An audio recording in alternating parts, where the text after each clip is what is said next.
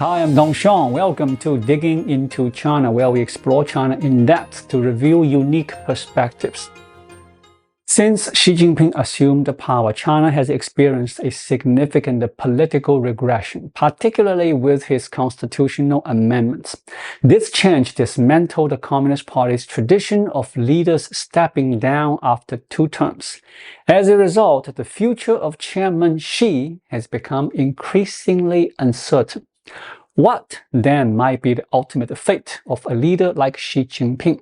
By analyzing the outcomes of over 800 dictators since the end of World War II in 1945, we can categorize their fates and attempt to predict Xi Jinping's possible destiny.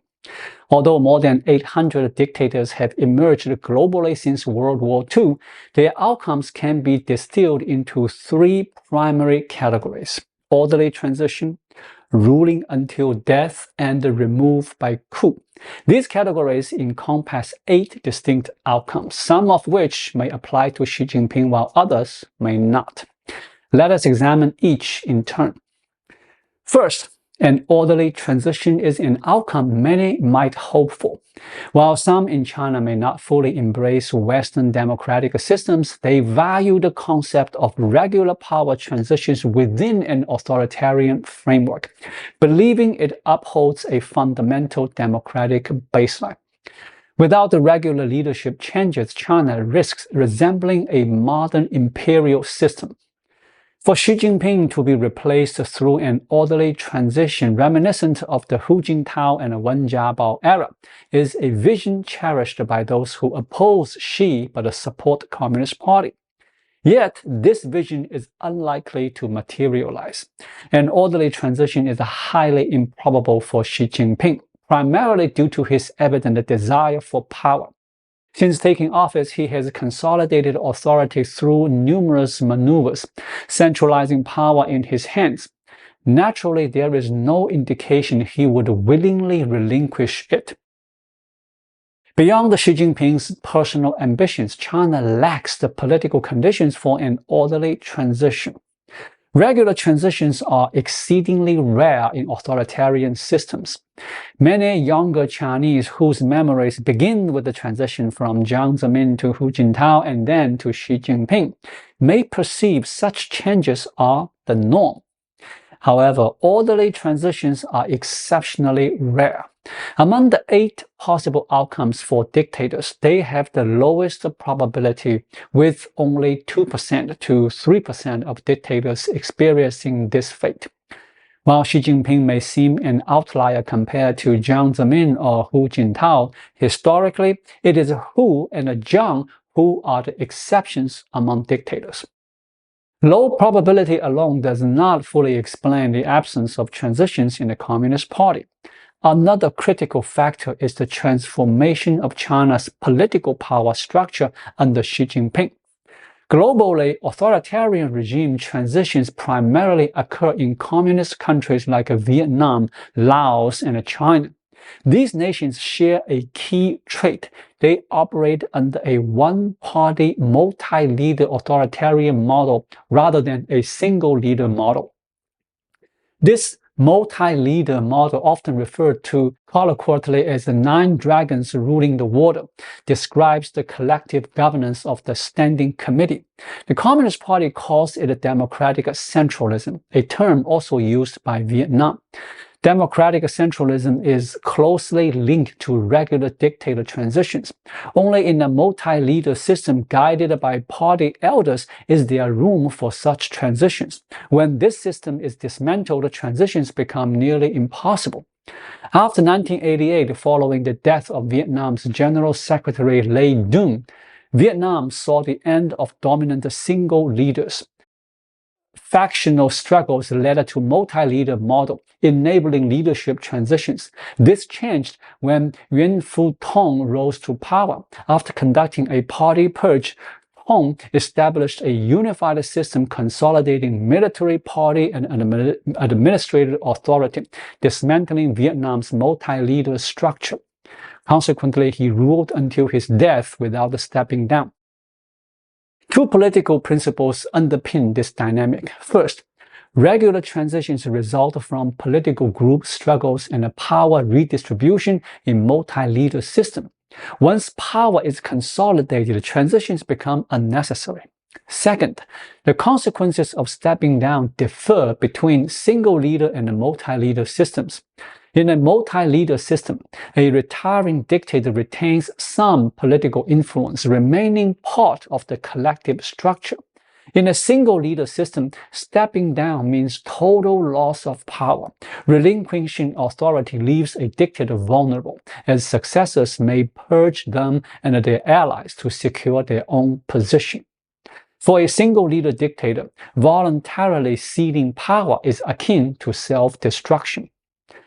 China has undergone a similar shift as Vietnam under Yuan Fu-tong, moving from a multi-leader to a single-leader system. In this framework, regular power transitions are unfeasible. This explains my skepticism towards online rumors suggesting Xi Jinping might step down in 2027 or speculation about his successor. As long as Xi Jinping can govern, he will likely rule until his death in a single-leader system. This leads to the second possible outcome, Xi Jinping ruling until his death. Many consider this the most probable scenario, and it is indeed the most common for dictators, representing about 35% of all outcomes. Barring major political upheavals, China is likely to follow this path, implying at least 2 more decades of Xi Jinping's leadership. However, this trajectory may evolve in its later stages. As leaders age, their physical and cognitive abilities may decline, particularly their intellectual capacity. Significant governance failures could lead to a variant known as a tyrant mode, where designated successors seize power before the dictator's death, exploiting their diminished capacity to become the effective ruler. Notable examples include a Soviet leader like Yuri Andropov and Leonid Brezhnev. In Brezhnev's final 6 years, strokes rendered him mentally incapacitated, reducing him to a figurehead. This scenario is uncommon, affecting only about 1 in 5 dictators who rule until death. In such cases, declining health leaves them in power in name only, with real authority usurped. Whether Xi Jinping's later years will steer China toward this tyrant mode and who might emerge as the usurper remains uncertain.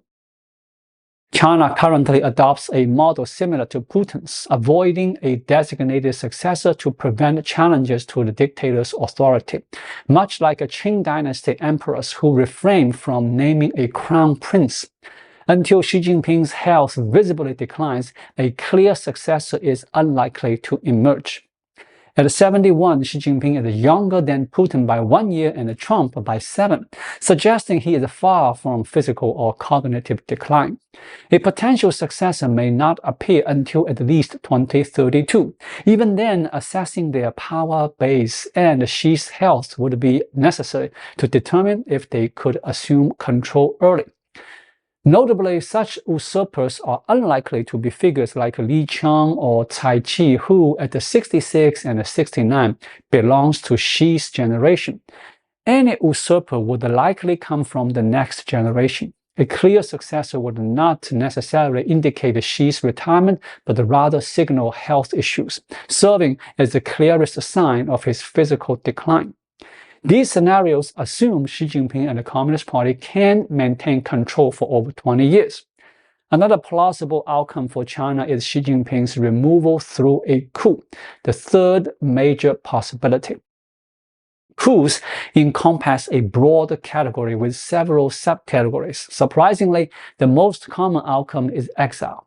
While the term exile is less familiar in China due to the scarcity of exiles, globally it is the most frequent fate for dictators ousted by coup, with nearly half ending up in exile. This trend has grown in modern times as armed revolutions have waned and the political conflicts have softened, making exile more prevalent. In 2024, 2 prominent dictators fell: Syria's Assad, overthrown by armed forces, and Bangladesh's Hasina, toppled by protests. Neither faced execution or trial. Both went into exile. Assad now resides in Russia, while Hasina is in India. However, this outcome may not suit Xi Jinping. Exiles typically flee to countries with which they have geopolitical ties, often a patron state. Assad's regime relied on Russia, so he fled there. Hasina's government was supported by India, leading her to seek refuge there. China has geopolitical partners like Iran, North Korea, and Russia, but none qualify as a patron state, limiting their ability to host Xi Jinping in exile.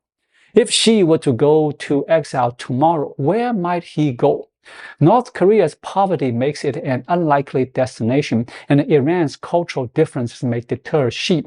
Russia might theoretically serve as a patron, but any new Chinese government, democratic or authoritarian, would wield significant global influence. Sheltering Xi could antagonize the new China, a risk Russia might avoid. Only a nation far stronger than or comparable to the new China could afford to host Xi.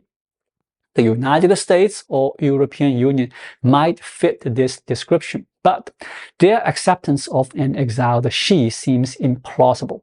With no viable host nation, Xi Jinping is unlikely to follow the exile path of other dictators. If exile is improbable and Xi Jinping is ousted, only a few outcomes remain: execution, imprisonment, or house arrest. The outcome hinges on the intensity of the conflict during his removal. Higher intensity leads to harsher fates. Lower intensity results in better treatment. Intensity refers to the level of struggle during Xi Jinping's ousting. Low intensity involves internal party conflicts with minimal civilian impact. Medium intensity includes public protest, a mild suppression, and a dictator's eventual removal. High intensity entails widespread protest, severe suppression, or even armed revolutions before the dictator's fall.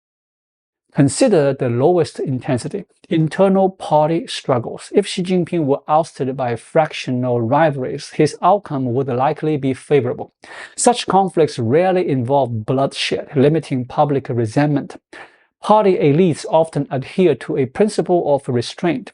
Globally, dictators removed by internal struggles are rarely executed or jailed.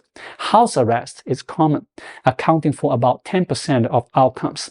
Nikita Khrushchev exemplifies this. After reforms threatened the Soviet elites, he was ousted by Brezhnev in 1964 during a Black Sea vacation. He was treated decently, living in a rural estate under restricted contact, effectively under house arrest.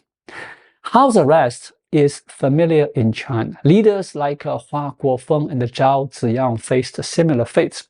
After losing to Deng Xiaoping, Hua Guofeng was effectively under house arrest, rarely appearing publicly but retaining some party roles.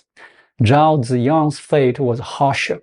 After the 1989 reform failures, he was stripped of all positions and placed under house arrest. However, Xi Jinping facing house arrest due to internal struggles is unlikely in China's current political climate. After repeated purges, the Communist Party lacks any force capable of challenging Xi. High-ranking threats have been neutralized, with Jiang Zemin deceased and Hu Jintao marginalized. Expecting an opposition faction to stage a coup is unrealistic. The improbability of internal coup reduces the likelihood of house arrest for Xi Jinping. Yet, public protests remain possible. If large-scale protests erupt, Xi Jinping's response will shape his fate. If he employs ruthless suppression, crushing dissent, imprisoning protesters, and creating a dedicated repression apparatus, until the military or party elites defect, execution is likely. Nicolae Ceausescu's case is illustrative. His brutal rule in Romania fueled immense resentment, leading to his immediate execution upon overthrow. While some hope for this outcome for Xi Jinping, it is rare, affecting only 5% of dictators. This outcome's reality stems not from the low frequency or dictator of dictator oustings, over half faces issues during their tenure, but from the fact that a few dictators are as inflexible as Ceausescu. Many surrender or flee during protests, or rival factions seize power. Within the Communist Party, reformist factions may exist, currently lacking strength, but potentially empowered by protests to oust Xi Jinping, possibly reversing the 1989 Tiananmen dynamics. Xi might compromise rather than resist. Even without the reformists, Xi Jinping could step down amid relentless protests driven by economic decline or a failed Taiwan campaign. Compromising with protesters or supportive party factions could lead to imprisonment, which accounts for about 15% of dictator outcomes. In this case, Xi Jinping's treatment might remain lenient, likely facing symbolic imprisonment rather than a lengthy sentence. South Korea's Chung Do-hwan and Roh Tai-woo, sentenced to death and life imprisonment in 1996, were pardoned in 1997, serving just over 2 years. Argentina's Jose Videla, despite persecuting thousands, was pardoned after 2 to 3 years. Such pardons reflect negotiations to ensure smooth transitions, balancing justice with safety guarantees to encourage surrender, a compromise in revolutionary transitions. This also mitigates public anger, making symbolic imprisonment acceptable. While some view Xi Jinping as power-hungry, his cautious governing style suggests he might yield quickly to massive protests. Another less common outcome is assassination, representing under 5% of dictator fates, slightly more likely than orderly transitions but less common than others.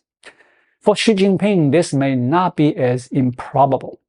Assassinations typically arise internally, not externally, due to dictators' robust security. South Korea's Park Chung-hee was killed by his intelligence chief. Congo's Luhong Desihe Kabela by a bodyguard, and Egypt's Anwar Sadat by an army officer. These deaths stemmed from internal betrayals under specific conditions. The dictator's dominance prevents traditional challenges, and significant discontent festers within the ruling elite. Park Chung-hee's harsh rule, purging dissenters, created resentment, but his economic success solidified his power. Frequent purges left officials paranoid, leading to his assassination by Kim Jong-un, who feared his own purge. China's current situation mirrors this. Xi Jinping's purge have eliminated organized opposition but fosters unease. Recent purges reached Vice Chairman He Weidong, a Politburo-level figure. Could they extend to Li Qiang or Cai Qi? Those targeted may resist, and lacking political means to challenge Xi, assassination becomes plausible, elevating its likelihood for Xi Jinping. Having reviewed all outcomes, some can be excluded for Xi Jinping: orderly transition, exile, and house arrest. This leaves ruling until death, imprisonment, execution, or assassination. Importantly, whether Xi Jinping faces imprisonment, execution, or assassination, these outcomes do not guarantee democratization. Only 35% of dictators die in power peacefully. If every ousting led to democracy, authoritarianism would have vanished. Many authoritarian regimes simply replace one dictator with another, so optimism should be tempered. Thank you so much for watching. If you find this video helpful, please like it, drop a comment below, and hit the subscribe button right here. It really helps YouTube suggest my video to others. I'll be back with more content soon.